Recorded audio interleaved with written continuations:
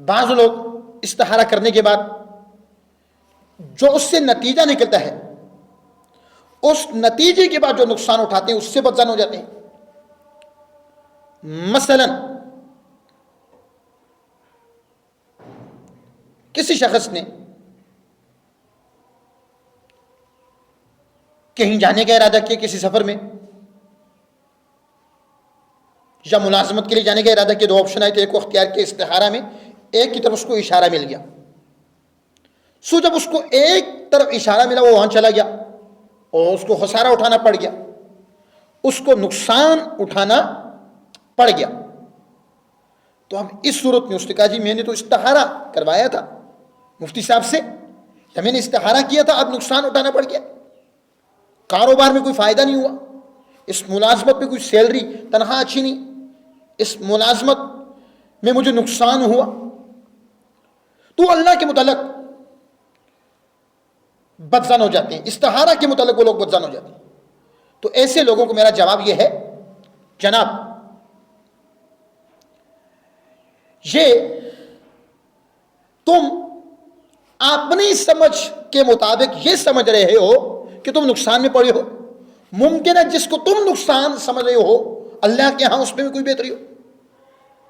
ممکن ہے یہ تو فقط نقصان ہی ہوا ہے، نفع نہیں ہوا، نقصان ہوا ہے.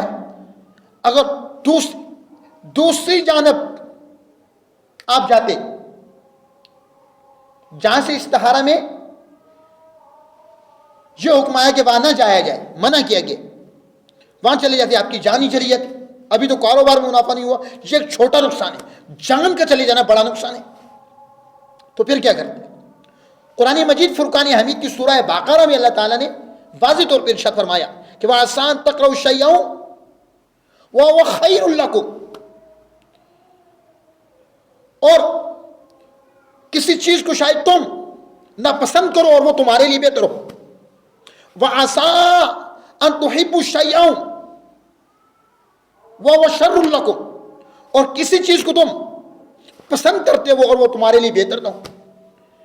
بس اوقات ایسا ہوتا ہے کہ انسان کسی بھی چیز کو ناپسند کر رہا ہوتا ہے لیکن اللہ کے ہاں وہ معاملہ، وہ چیز، وہ کام اس کے لیے بہتر ہوتا ہے. اور پھر کسی چیز کو انسان ناپسند کر رہا ہوتا ہے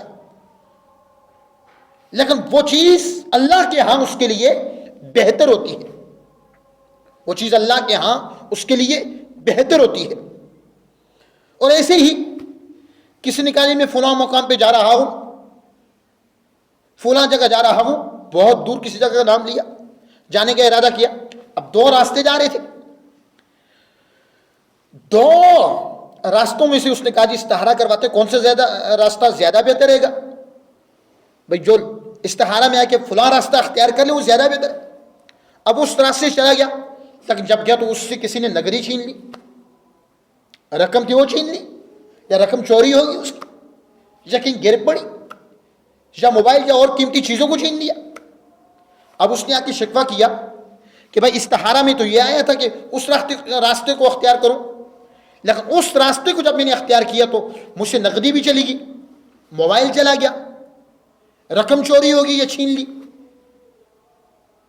تو اس سے تو بہتر تھا میں اس راستے سے چلا جاتا. تو ایسے آدمی کو میرا جواب یہ ہے کہ بھائی یہ تو فقط تمہاری سوچ ہے، تم یہ کہتے ہو کہ اگر اس راستے سے میں گیا ہوں تو مجھ سے موبائل چلا گیا، نقد ہی چلے گی، رقم چلے گی.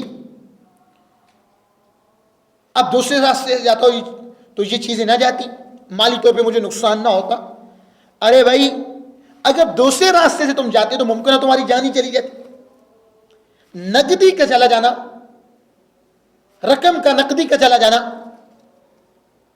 مال دولت کا چلا جانا، موبائلز کا چلا جانا ایک مالی نقصان ہے، جانی نقصان نہیں. لیکن اگر جان چلی جاتی تو پھر کیا کرتے؟ تو چھوٹے نقصان کے ذریعے اللہ رب العزت نے بڑے نقصان سے بچا لیا. انسانی عقل اللہ تعالیٰ کی حکمتوں کو سمجھنے سے قاصر ہے. اور پھر دیگر بہت سے معاملات ایسے ہوتے ہیں کہ اب کسی کے ہاں کوئی رشتہ آیا, اس نے استخارہ کیا بھائی کہ اپنی بیٹی کا رشتہ فلاں سے طے کر لیں یا نہیں, استخارہ میں اشارہ مل گیا طے کر لیں. سو جب رشتہ طے کیا, 4 دن گزرے طلاق ہوگی, اس نے آ کے جو ہے بدگمانی شروع کر دی اللہ رب العزت کے متعلق, معاذ اللہ استخارہ کے متعلق. تو ایسے صاحب کو جواب یہ ہے جناب,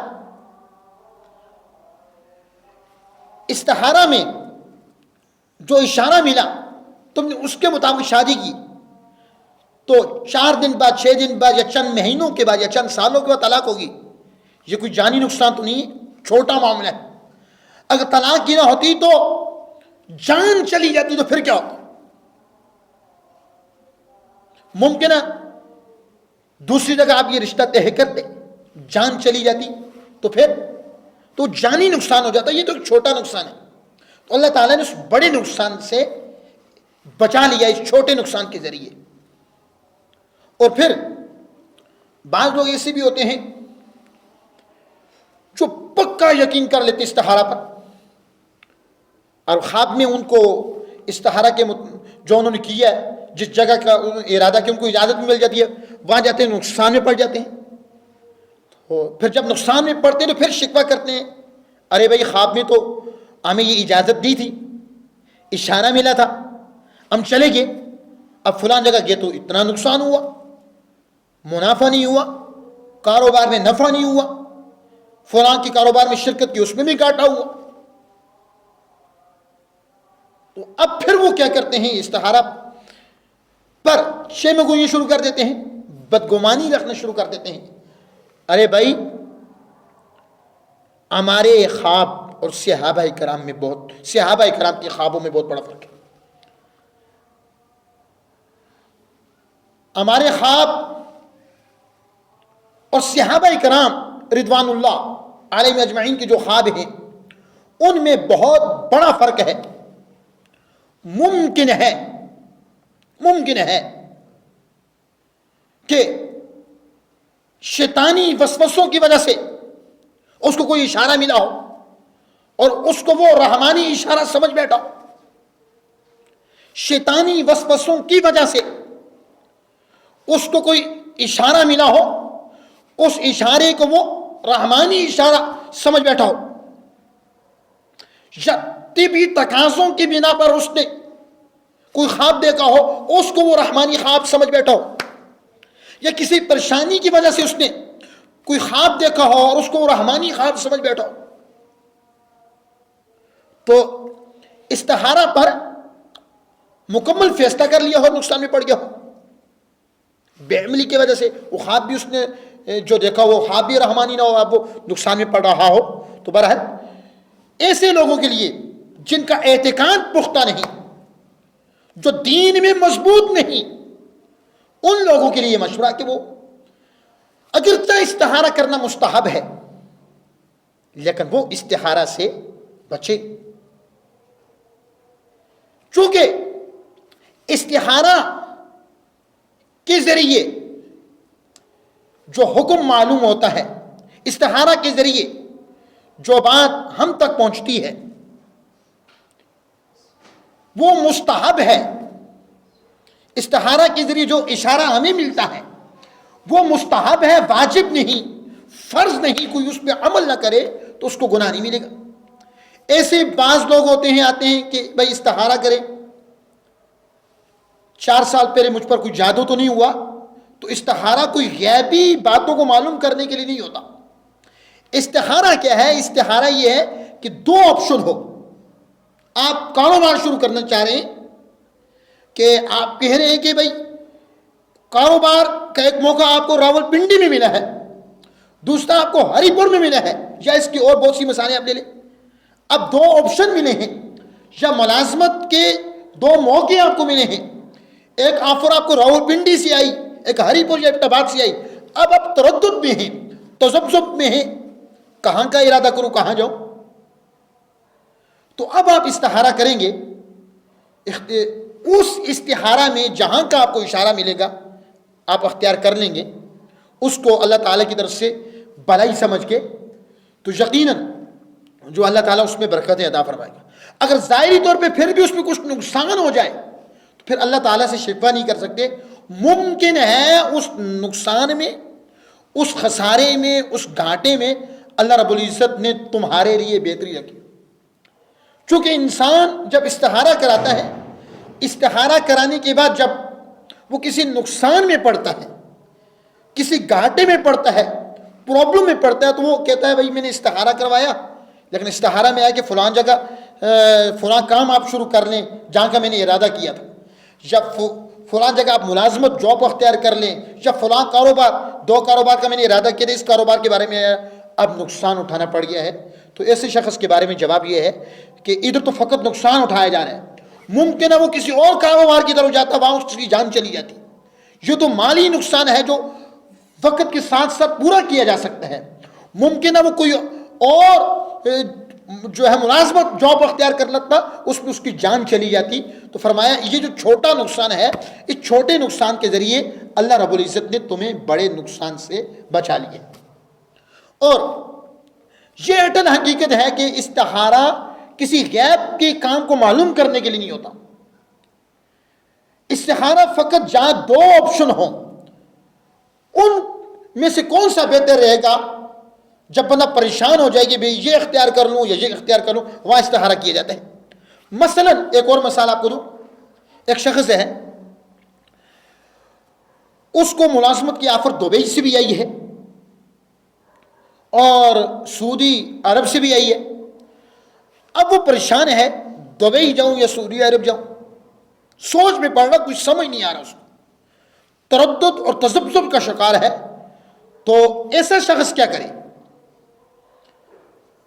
تو آیا کہ وہ کسی ایک جگہ جانے کی نیت کرے، کسی ایک جگہ جانے کی نیت کرے اور پھر استخارہ کرے. جو اس کی کچھ طریقے ہیں، کچھ لوگ تسبیح کے ذریعے بھی کرتے ہیں اور کچھ لوگ جاگتے ہوئے استخارہ ہو جاتا ہے نفلوں کے ذریعے.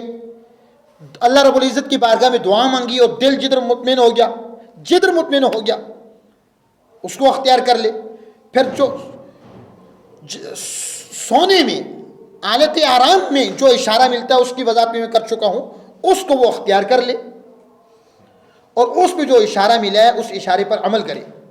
عمل کرنے کے بعد خدا نہ خواستہ اگر اس کو کوئی نقصان ہو جاتا ہے تو کسی بھی صورت میں اللہ رب العزت سے بدگمانی نہیں رکھ سکتا. ممکن ہے کہ اس نقصان میں بھی اس کی بہتری ہو. کیوں؟ سورہ بقرہ میں اللہ رب العزت نے ارشاد فرمایا، آسان تحبوا شیئا وآسان تکرہوا شیئا وہو خیر لکم، کہ کوئی چیز ایسی ہے جس کو تم ناپسند کرتے ہو، قرآن پاک میں اللہ ارشاد فرما رہے ہیں وہو خیر لکم، تمہارے لیے بہتر ہوتی ہے.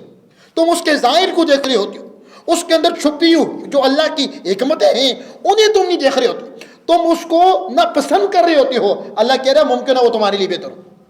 سورہ بقرہ میں ارشاد فرما رہے ہیں. اور پھر فرمایا وَعَسَىٰ أَن تُحِبُّوا شَيْئًا وَهُوَ شَرٌّ لَكُمْ، اور کوئی چیز ایسی ہو شاید کہ تم اسے پسند کرتے ہو.